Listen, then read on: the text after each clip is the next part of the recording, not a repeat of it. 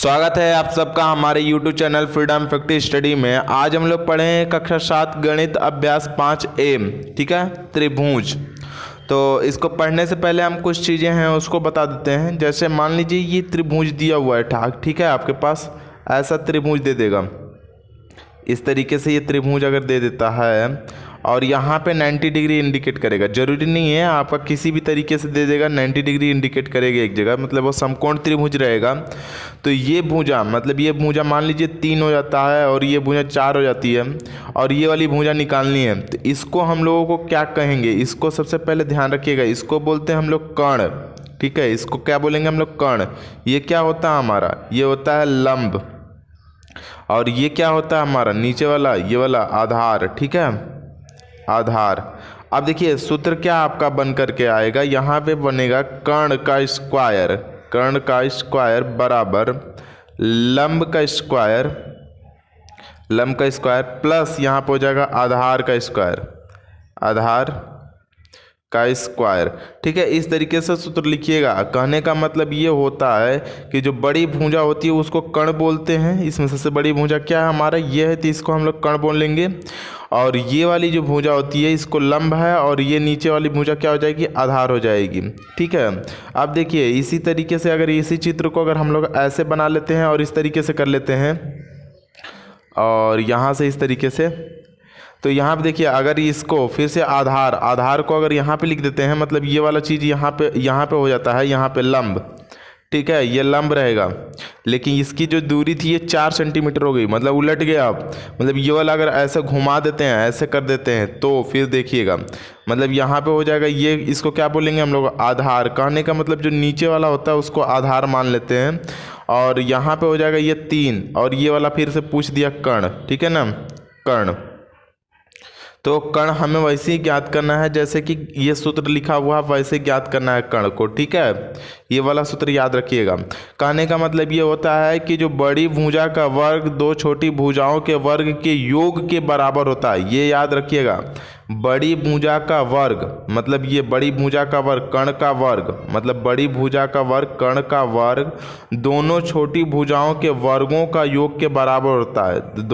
बड़ी भुजा का वर्ग और दोनों छोटी भुजा का वर्ग मतलब लंब का स्क्वायर और प्लस यहाँ पे हो जाएगा आधार का स्क्वायर। ठीक ना, आधार का स्क्वायर के बराबर होता है, योग के बराबर होता है। देखिए दोनों को जोड़ दिए हैं, योग के दोनों के बराबर, दोनों के वर्गों का योग इसके योग के बराबर होता है। कहने का मतलब हुआ कर्ण निकालना है आपको ना, तो यहाँ पे कर्ण लिखे हैं तो कर्ण लिख लीजिए, कर्ण का स्क्वायर। ठीक है, इक्वल टू लंब का मान कितना दिया हुआ है 4, तो 4 लिख लीजिए, 4 का स्क्वायर प्लस आधार कितना दिया 3, तो 3 का स्क्वायर कर लीजिए। यहाँ पे जाएगा कर्ण का स्क्वायर इसकल टू 4 चौके 16 प्लस यहाँ पे 3 तरीके कितना हो जाएगा हमारा 9, 16 में 9 जोड़ेंगे दोनों मिला कितना हो जाएगा 25। मतलब यहाँ पे लिख सकते हैं आप कर्ण का स्क्वायर बराबर हो जाएगा 25। अब 25 है, यहाँ पे स्क्वायर है, स्क्वायर को उस साइड अगर करते हैं तो कर्ण बराबर कितना हो जाएगा, कर्ण बराबर ये अंडर रूट में चला जाता है। कभी भी अगर ऐसा होगा तो ये किस में चला जाएगा, अंडर रूट में, और कोई भी चीज़ अंडर रूट में मतलब वर्ग में अंडर रूट में चला जाता है तो उसको निकालते हैं हम लोग वर्गमूल। अब वर्गमूल कैसे निकालते हैं, दोनों कॉमन देखेंगे। जैसे 25 है तो 25 को ऐसे करके निकालेंगे, इसका 25 का 5 से करेंगे कितनी बजाएगा 5 बार, फिर 5 से करेंगे कितनी बजाएगा 1 बार। तो जिसका जोड़ा मिलेगा उसी को एक बाहर निकालते हैं। जैसे यहाँ पे लिखेंगे कर्ण, ठीक ना, बराबर यहाँ पे हो जाएगा अंडर रूट में 5 गुणे 5, दोनों मिला के 25 होता है। ये दो जोड़ा है तो एक बाहर निकाल देंगे, मतलब कर्ण जो हो जाएगा कर्ण बराबर ये हो जाएगा 5। तो कहने का मतलब ये है कि जो कर्ण की लंबाई आ जाएगी वो हो जाएगी 5। ठीक है, यहाँ पे भी जो कर्ण की लंबाई हो जाएगी वो हो जाएगी 5। आप किसी भी तरीके से रख के देखिए 25 ही आएगा। ठीक है, तो ये हो जाएगा कर्ण का ये लंबाई। तो इसी तरीके से ये पूरे चैप्टर के सवाल को करना है। तो चलते हैं हम लोग इसके पहले सवाल पे और देखते हैं कि पहला सवाल है क्या। पहला सवाल हमारा दिया हुआ आकृति 5 यहाँ पर जाएगा 1/7 में। देखिएगा आप लोग, पहले आप लोग किताब अपना खोल लीजिए, उसमें देखिए आराम से, उसके बाद सवाल को करिएगा। कोण बी एक समकोण है, कोण बी बराबर यहाँ पे 90 डिग्री दिया हुआ है। बोला है भुजा ए सी की माप होगी, मतलब ये कर्ण हो गया। ए सी क्या हमारा कर्ण है ना, ए सी को बताना है हमें, सी बी और ए बी पता है। तो पहले लिखिए कि ए बी इजकल टू क्या हमारा दिया हुआ है, ए बी इजकल टू 6, तो यहाँ पर हो जाएगा 6 सेमी। ठीक है। और दूसरा क्या दिया हुआ हमारा बी सी, यहाँ पे बी सी या सी बी लिख दीजिए, सी और बी इक्वल टू दिया हमारा 8 सेमी, तो 8 सेमी, ठीक है। और ज्ञात करना है सी ए, तो C A equal to question mark. सी ए क्या हमारा कण है ना, तो लिख सकते हैं कि सी ए, यहाँ पे लिख सकते हैं कण, मतलब सी ए का स्क्वायर इक्वल टू, ये दोनों पे है तो सी ए का square equal to A B का स्क्वायर और प्लस यहाँ पे हो जाएगा सी बी का स्क्वायर।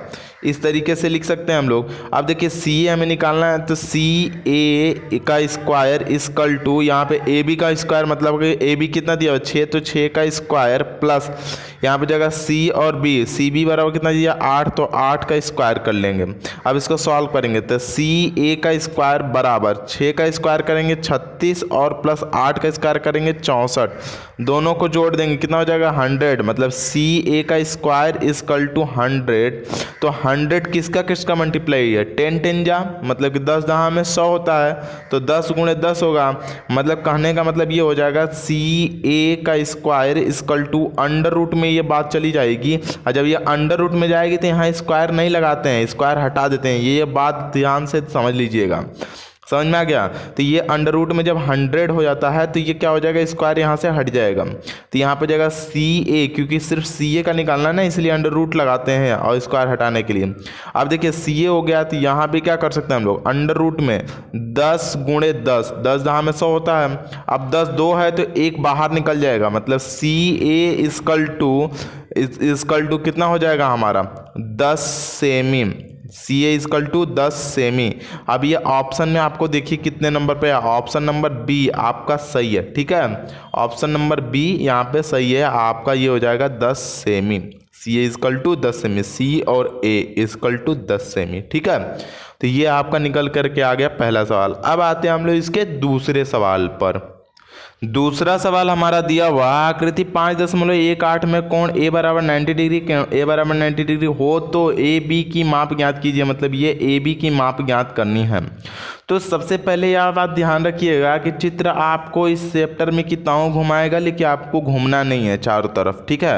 आपको कॉन्सेप्ट जो मैंने पहले ही बता चुका हूँ, उस कॉन्सेप्ट को स्टार्टिंग में, इस वीडियो के स्टार्टिंग में ही बताया हूँ, उस कॉन्सेप्ट को भूलिएगा नहीं।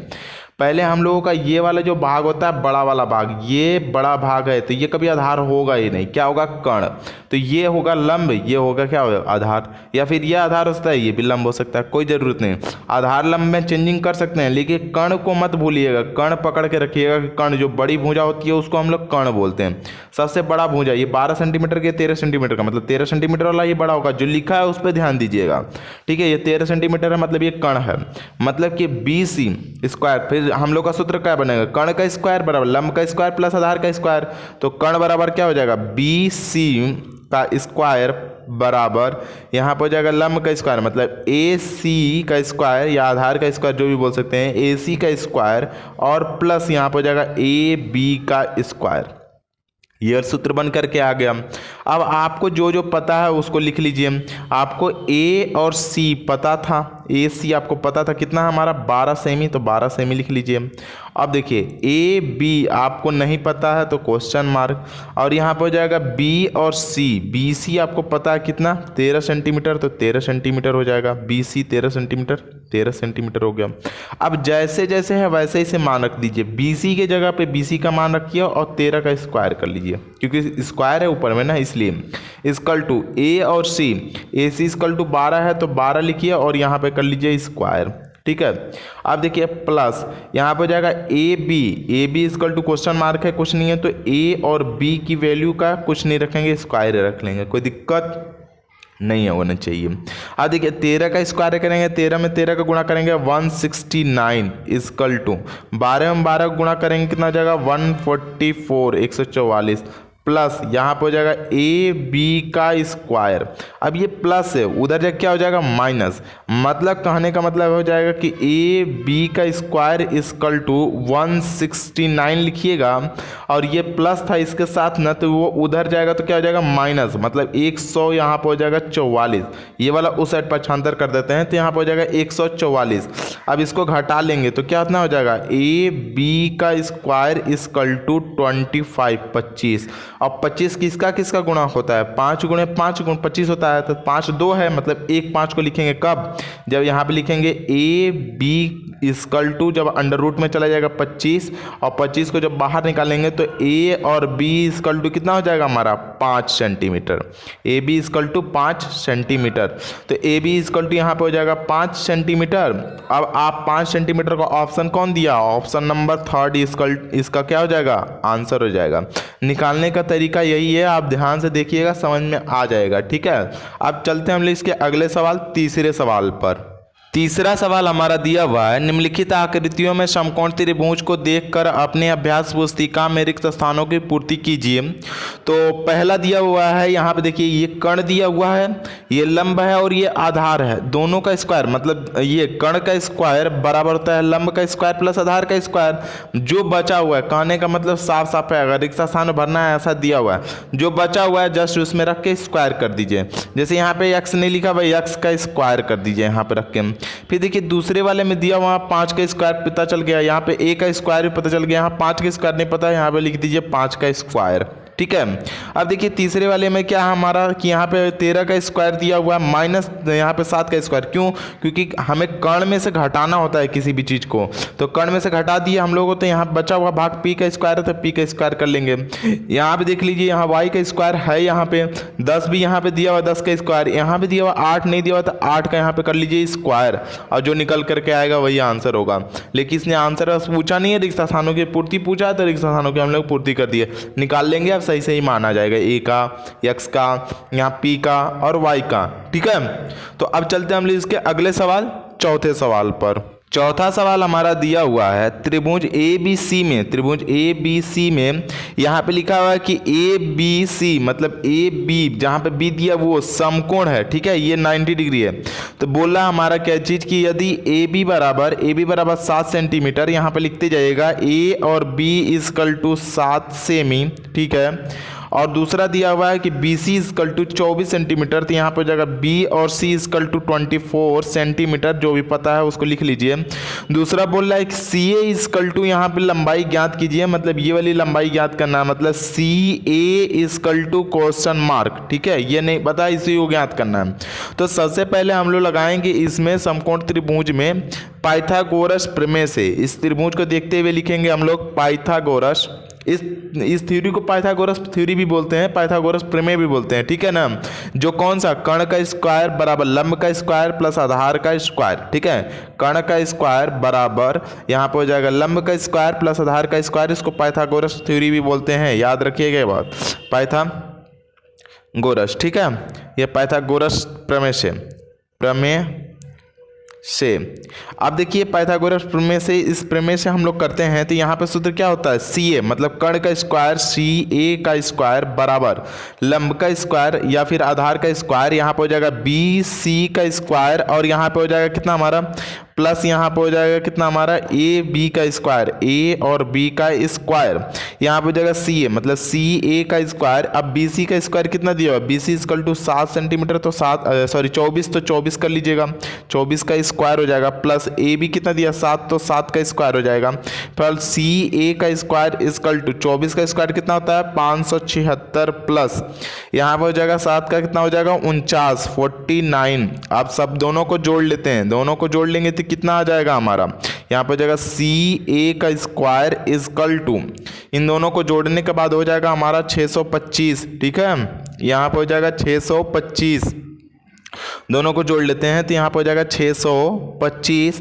अब देखिए ये स्क्वायर स्क्वायर हटाएंगे तो अंडर रूट में चला जाएगा, तो मतलब सी A equal to under root में हो जाएगा 625, और 625 को बाहर निकालने के लिए इसका जोड़ा खोजेंगे, मतलब इसको जोड़ा मिलना चाहिए, मतलब ये 625 किसका होता है 25 में 25 का गुणा करेंगे तो 625 आएगा।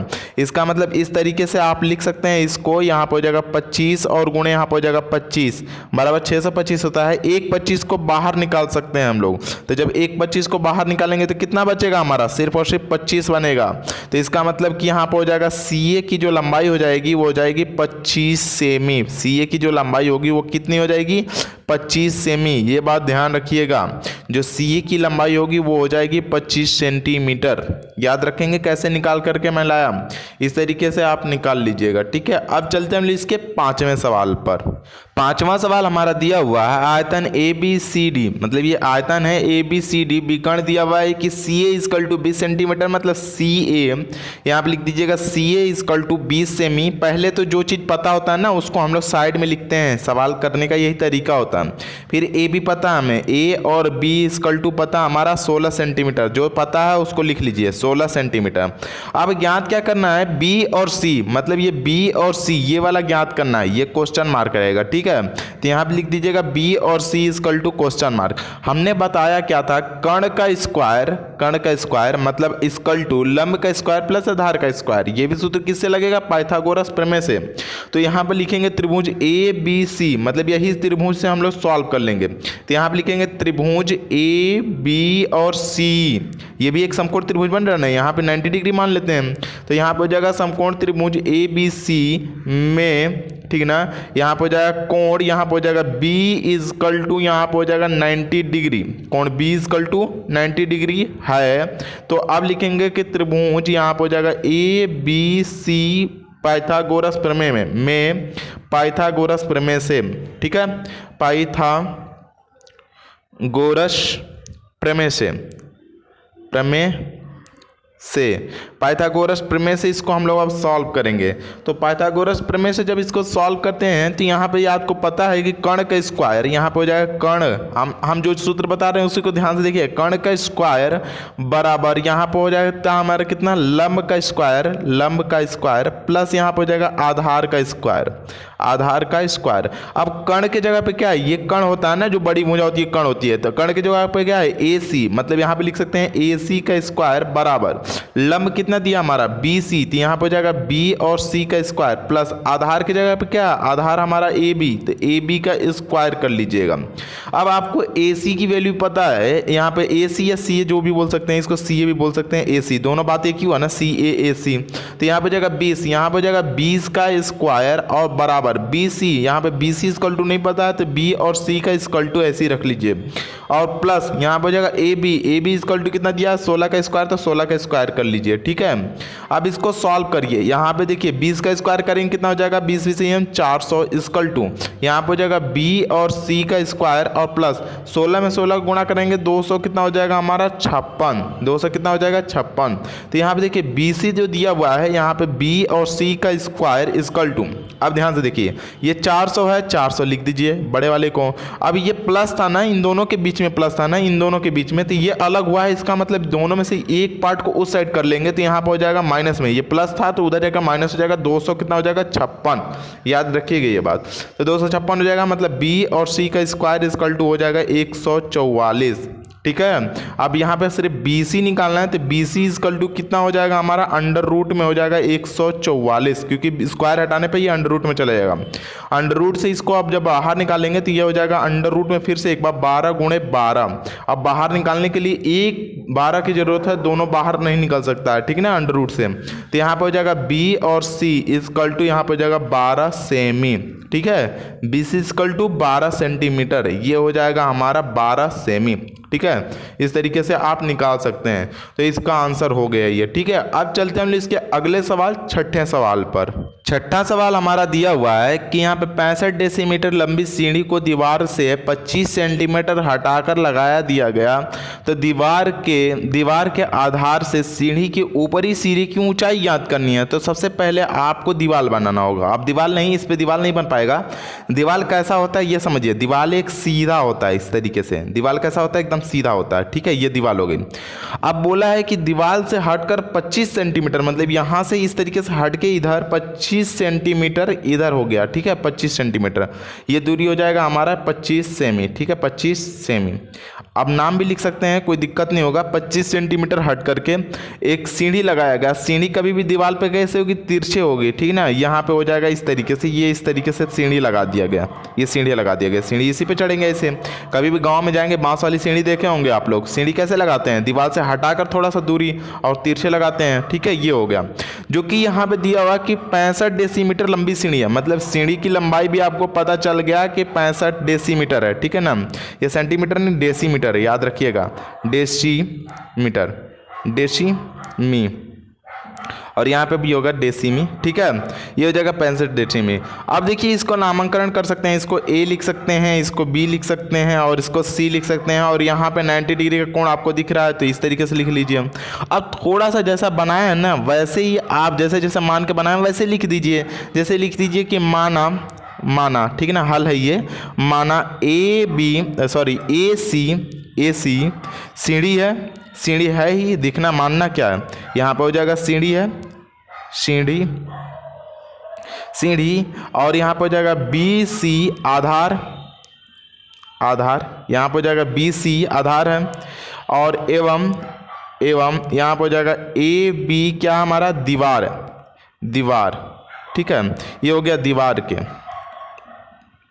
दीवार के आधार से, एक मिनट, आधार से, ये भी लिखिए, आधार से सीढ़ी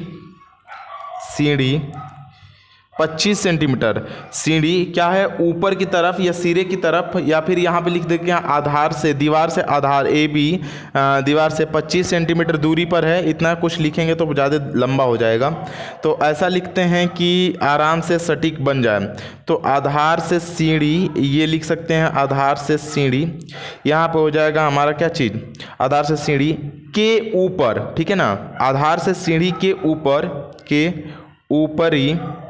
ऊपरी, ठीक ना, सिरे की ऊंचाई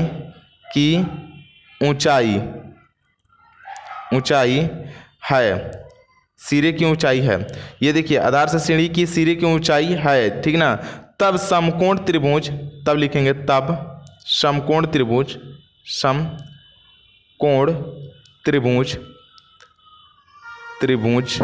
ठीक है ना, समकोण त्रिभुज ए, ठीक है ना, त्रिभुज ऐसे बना लीजिएगा, त्रिभुज ए बी और सी में पाइथागोरस प्रमेय से, अब ठीक है, पाइथागोरस प्रमेय से। आप देखिए पाइथागोरस प्रमेय से करेंगे तो हम लोगों को पता है ये कण है, मतलब यहाँ पे हो जाएगा ए और यहाँ पे हो जाएगा सी का स्क्वायर बराबर यहाँ पे कितना हो जाएगा हमारा, यहाँ पे हो जाएगा बी सी का स्क्वायर और प्लस यहाँ पे हो जाएगा हमारा ए बी का स्क्वायर, अब देखिए ए सी का स्क्वायर कितना दिया 65, तो 65 का स्क्वायर हो जाएगा बराबर बी सी का कितना दिया हमारा 25, तो 25 का स्क्वायर हो जाएगा प्लस यहाँ पे हो जाएगा हमारा ए बी, तो ए बी का स्क्वायर हो जाएगा। अब देखिए ये प्लस है, उधर जाके ये माइनस हो जाएगा, मतलब ए बी का स्क्वायर इक्वल टू 65 का स्क्वायर प्लस यहाँ पे हो जाएगा 25 का स्क्वायर। अब इसको सॉल्व करेंगे तो ए बी का स्क्वायर इक्वल टू 65, मतलब 65 में 65 का गुणा करेंगे कितना हो जाएगा हमारा 4225, ठीक है, प्लस यहाँ पे 25 का स्क्वायर करेंगे कितना हो जाएगा हमारा 625, तो 625 हो गया। सॉरी ये माइनस होगा उधर जाकर के, ये बात ध्यान रखिएगा, थोड़ा सा यहाँ पे मिस्टेक है, ये प्लस था उधर जाकर माइनस हो जाएगा, तो ये माइनस होगा यहाँ पे। अब इसको हम लोग घटा लेते हैं, तो जब इसको घटाएंगे हम लोग तो यहाँ पे हो जाएगा हमारा, यहाँ पर जाएगा ए बी का स्क्वायर इक्वल टू 3600, घटाना पड़ेगा 3600। अब देखिए 3600 है, इसका मतलब कि ए बी का, यहाँ पे ध्यान से देखिएगा, यहाँ पर जाएगा ए बी का, यहाँ पे लिखेंगे तो अंडर रूट में चला जाएगा ये 3600, 3600,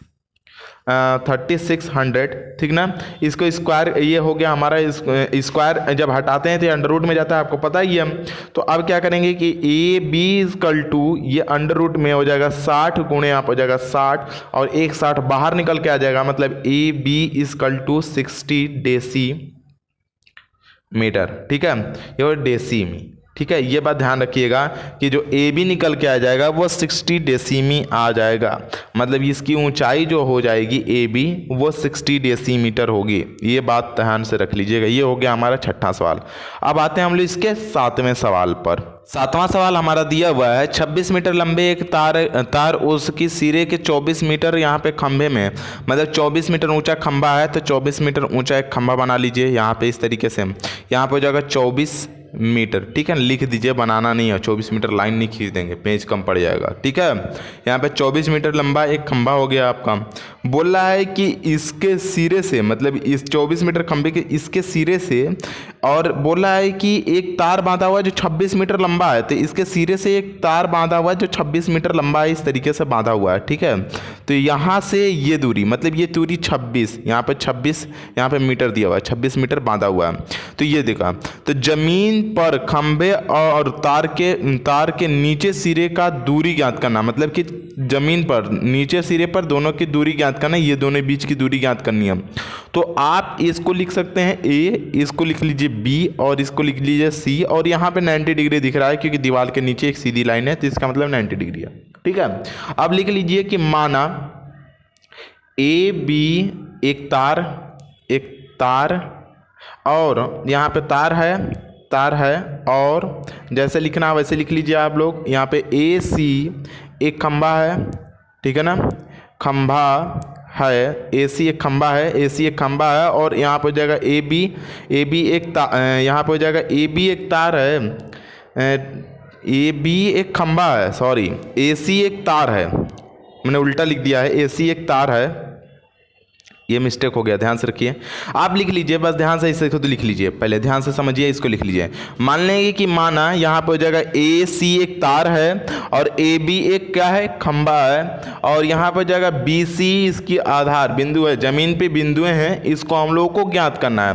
तो लिखेंगे समकोण त्रिभुज सम, ठीक है ना, कोण त्रिभुज ए, ठीक है ना, बी और सी में पाइथागोरस प्रमेय से,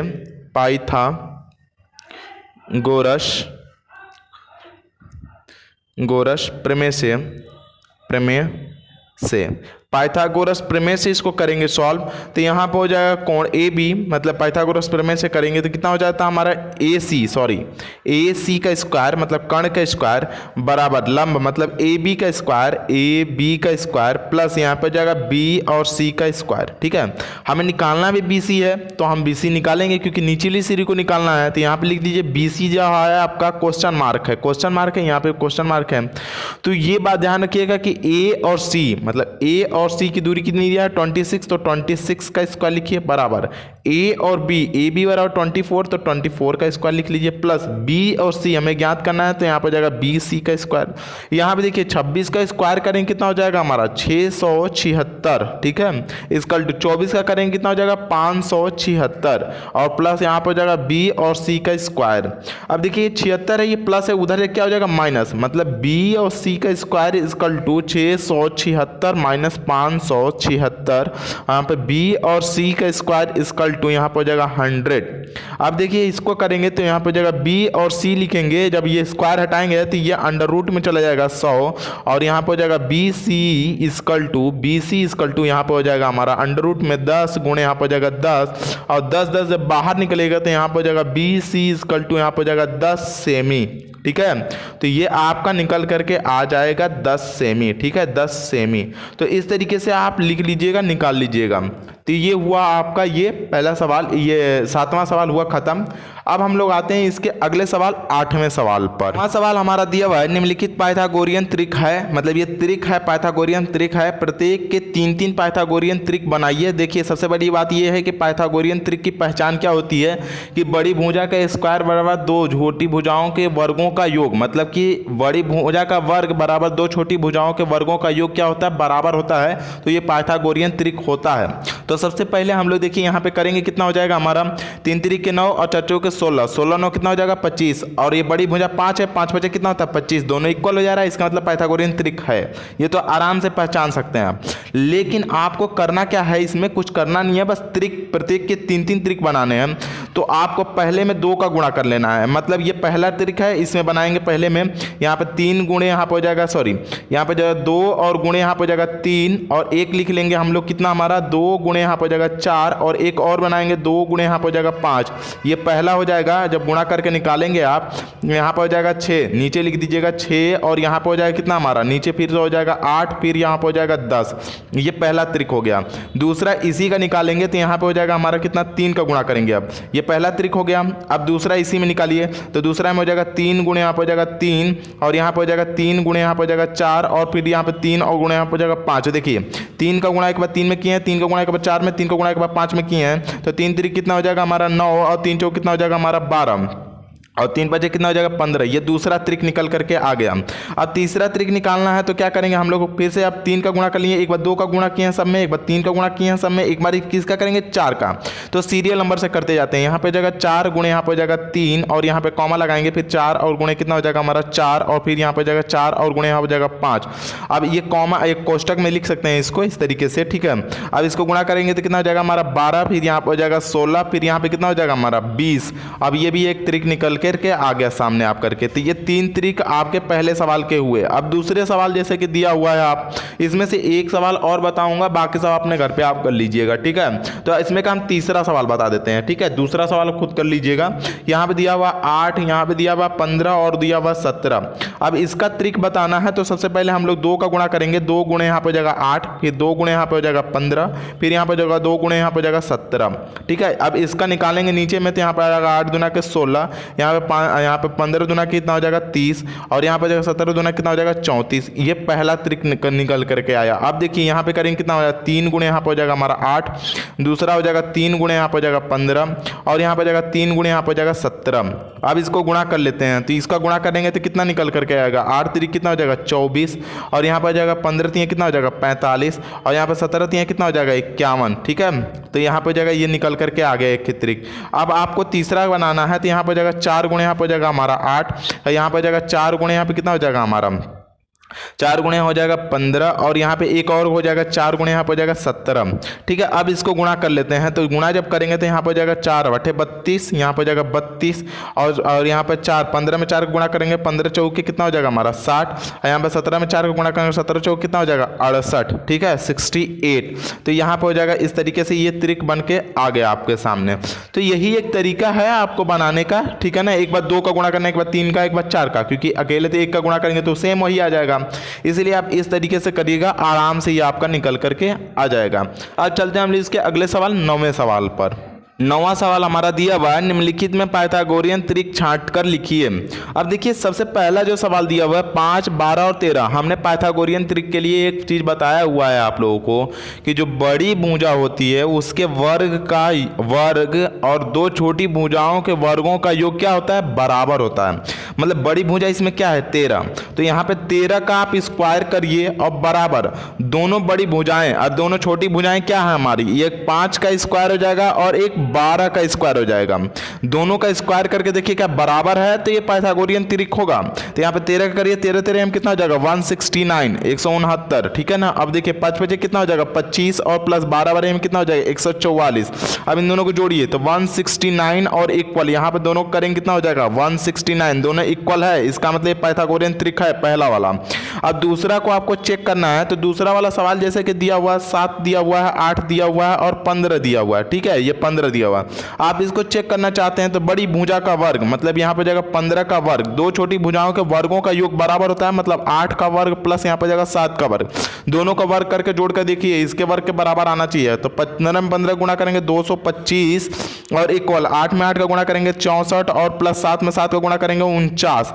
अब इन दोनों को जोड़ने के बाद कितना आ गया, यहाँ पे जगह 225 आ रहा है, लेकिन इन दोनों को करने के बाद कितना आ जाएगा 9 और 4 13 और यहाँ पे जो है 4 10 1 11, तो ये तो नहीं आ रहा ना, इसका मतलब पाइथागोरियन ट्रिक नहीं है, ठीक है। आप इसको लिखेंगे कि दूसरा पाइथागोरियन ट्रिक नहीं है। अब देखिए यहाँ पे तीसरा सवाल देखिए, तीसरा सवाल में क्या दिया हुआ है, तीसरा सवाल में दिया हुआ 6 दिया हुआ है, यहाँ पे 7 दिया हुआ है, 8 दिया हुआ है। बड़ी भुजा क्या 8, तो मतलब 8 का स्क्वायर बराबर छोटी भुजा है मतलब 6 का स्क्वायर प्लस यहाँ पे जाएगा 7 का स्क्वायर, दोनों का स्क्वायर करेंगे 8 8 64 हो जाएगा, 36 हो जाएगा और यहाँ प्लस आ सकते हैं 49।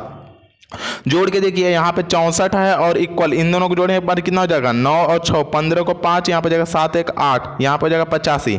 ये भी पाइथागोरियन त्रिक नहीं है। तो इस तरीके से आप सारे सवालों को चेक कर लीजिएगा, ठीक है। इसमें 2 सवाल और है, उसको चेक कर लीजिएगा और सॉल्व कर लीजिएगा। अगर नहीं आएगा तो कमेंट में करिएगा कि नहीं आया, तो मैं फिर से बता दूंगा, ठीक है। अब चलते हैं हम इसके लास्ट सवाल 10वें सवाल पे, ठीक है। 10वां सवाल हमारा दिया हुआ है कि सत्यापित कीजिए कि यदि n विषम संख्या है तो n और n का स्क्वायर माइनस 1 बटे में n और बटे में 2 और n का स्क्वायर प्लस 1 बटे में 2 पाइथागोरियन त्रिक है। तो n कैसी संख्या है, विषम संख्या है ना, तो n इक्वल टू लिख देंगे, n इक्वल टू यहाँ पे रखने पर क्या रखने पर 3 रखने पर 5 रखने पर या फिर 7 रखने पर, ऐसे रख लीजिए 3 रखने पर 5 रखने पर और 7 रखने पर, कुछ भी रखिए डॉट डॉट डॉट, विषम संख्या ही होनी चाहिए। एक इसलिए नहीं रखे हैं क्योंकि यहाँ पे 1 का स्क्वायर करेंगे, एक में से 1 चला जाएगा तो 0 हो जाएगा, तो इसका कोई वैल्यू नहीं होता है, इसलिए 1 नहीं रखे हैं ताकि आप लोगों को समझने में दिक्कत ना हो, ठीक है ना। तो अब चलते हैं हम लोग इसके पहले सवाल को प्रूव करते हैं। देखिए पहली बार करेंगे हम लोग 3 रखने पर, अब लिखेंगे n इक्वल टू 3 रखने पर, n बराबर 3 रखने, ठीक ना, 3 रखने पर। अब रख लेते हैं हम लोग 3, तो पहला हम लोग n इक्वल टू 3 रखेंगे तो हमारी श्रेणी क्या है 3 है और यहाँ पे जाएगा 3 का स्क्वायर माइनस 1 है और बाई 2 है, और दूसरा तीसरा क्या हमारा 3 का n का स्क्वायर और माइनस प्लस यहाँ पे 1 बाई यहाँ पे जाएगा 2। अब 3 रखेंगे तो यहाँ पे जाएगा 3 और 3 यहाँ पे रखेंगे 3 3 के 9, क्योंकि 3 का स्क्वायर माइनस 1 बाई यहाँ पे जाएगा 2 और यहाँ पे हो जाएगा 3 का स्क्वायर और प्लस 1 बाई यहाँ पे जाएगा 2। अब सॉल्व करके देखिए क्या निकल करके आता है आपका, 3 निकल करके आएगा और इसको 3 3 के 9, 9 में से 1 घटा देंगे तो कितना बचेगा 8 और 8 को 2 से भाग देंगे कितना बचेगा हमारा 4। अब 3 से इसको करेंगे 3 3 के 9, 1 जोड़ देंगे 10, 10 को 2 से भाग देंगे कितना बचेगा 5। तो जो ये 5 निकल करके आया ये बड़ी संख्या है ना, तो बड़ी संख्या का वर्ग, हमने बताया था कि बड़ी संख्या का वर्ग मतलब 5 का वर्ग 2 छोटी संख्याओं के वर्गों का योग के बराबर होता है, किसमें पाइथागोरियन त्रिक में। तो यहाँ पर हो जाएगा 3 का स्क्वायर और प्लस यहाँ पर जाएगा 4 का स्क्वायर करके देखेंगे, 5 बचे कितना हो जाएगा 25 बराबर 3 3 कितना हो जाएगा 9 प्लस 4 चौक कितना हो जाएगा 16 बराबर यहाँ पर जाएगा 25 इक्वल टू 16 और 9 कितना हो जाएगा 25, मतलब ये पाइथागोरियन त्रिक बन रहा है, ठीक है। अब हमको प्रूव करना है तो हम एक बार और विषम संख्या लेके देखते हैं। तो इस बार लिखेंगे n इक्वल टू 5 रखने पर अब n इक्वल टू एक बार 5 रखते हैं, तो यहाँ पे देखिए फिर से वही वाला फार्मूला ये वाले पे रखेंगे 5, इसी में रखेंगे 5, तो 5 रखते हैं। यहाँ पे देखिए 5 ये हो जाएगा, इसमें 5 रखेंगे तो 5 बचे 25, ऐसे कर लीजिए 5 का स्क्वायर माइनस 1 बाई 2 और दूसरे में हो जाएगा 5 का स्क्वायर, जहाँ जहाँ n है वहाँ 5 रख लीजिए प्लस 1 बाई यहाँ पर जाएगा 2।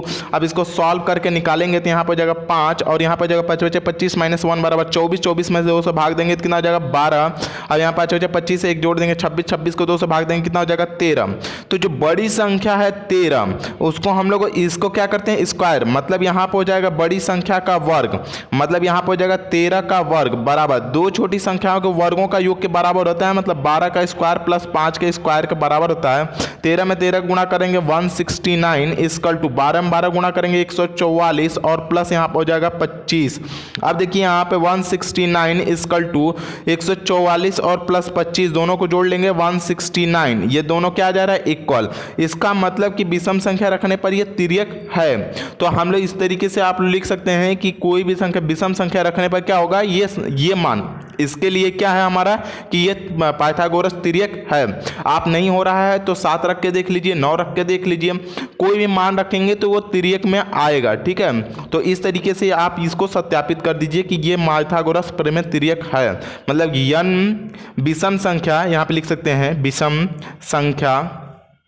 संख्या होगा है तो या फिर हो तो मतलब कि n और कोष्टक में n का स्क्वायर माइनस 1 बाई 2 तथा n का स्क्वायर प्लस 1 बाई 2 के लिए एक क्या है हमारा, के लिए एक क्या हमारा पाइथागोरस तिर्यक है।